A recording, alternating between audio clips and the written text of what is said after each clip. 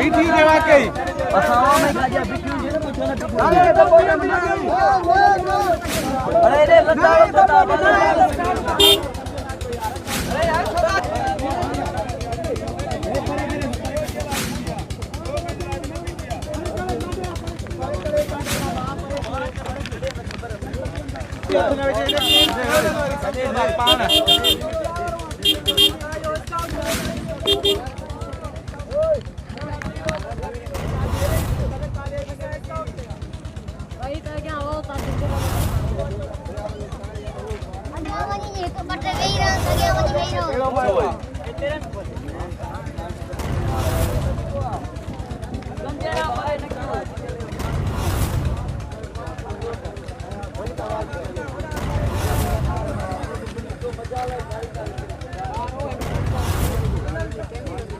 होने भी टाइम लग गया तो होने भी चेकिंग का तो गाड़ी जा रही